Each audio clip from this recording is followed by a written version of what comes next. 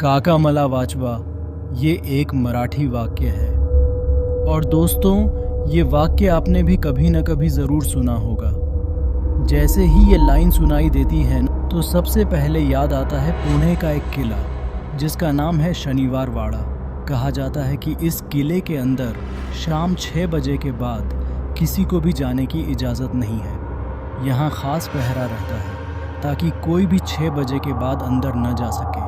लेकिन फिर भी कुछ लोग हिम्मत करके अंदर घुस जाते हैं और फिर शुरू होती हैं उनकी डरावनी कहानियाँ। कोई कहता है उसने अंदर पुराने कपड़ों में लोगों को भागते देखा, कोई कहता है उसने किसी को चिल्लाते सुना और कई लोगों ने वही आवाज़ सुनी। लेकिन क्या सचमुच ये जगह भूतिया है?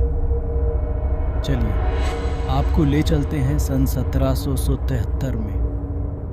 उस समय पुणे की गद्दी पर बैठे थे पेशवा नारायण राव। सिर्फ 16 साल के थे वो, लेकिन सत्ता उनके हाथ में थी और इसी सत्ता के पीछे था उनका अपना ही परिवार। उनके चाचा रघुनाथ राव और चाची आनंदीबाई, जो किसी भी हाल में नारायण राव को गद्दी से हटाना चाहते थे। कहा जाता है कि दोनों ने मिलकर एक चाल चली। उस दौर में गुप्त बातें चिट्ठियों से होती थीं। रघुनाथ राव ने एक चिट्ठी लिखी जिसमें लिखा था, नारायण राव ला धरा, यानी नारायण राव को पकड़ो।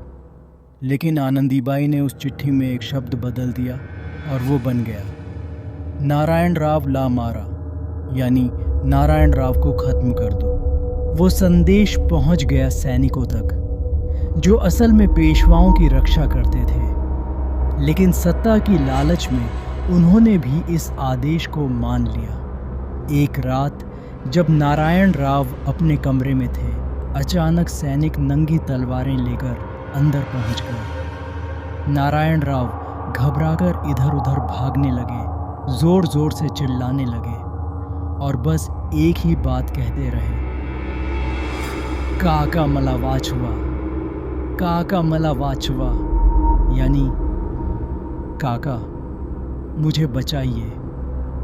लेकिन अफसोस, उस रात उनकी जिंदगी यहीं थम गई।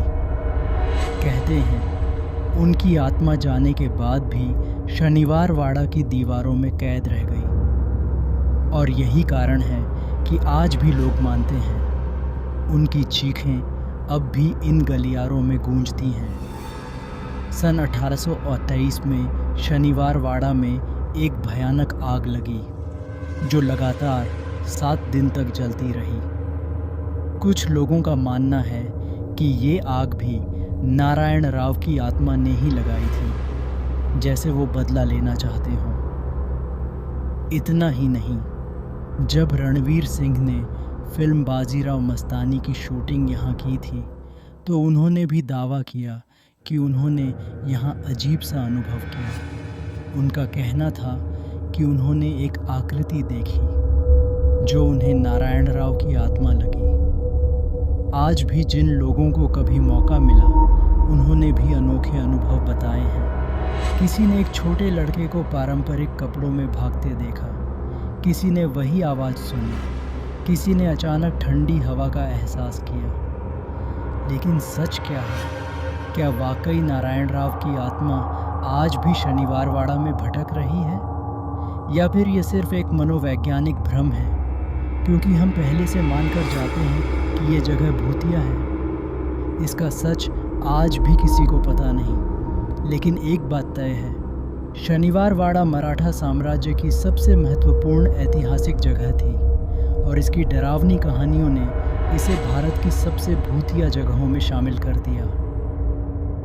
अगर आपको ये कहानी रोचक लगी हो तो वीडियो को लाइक करें, चैनल को सब्सक्राइब करें और घंटी ज़रूर दबाएं ताकि अगली बार जब हम कोई नया रहस्य खोलें तो सबसे पहले आप तक पहुँचे।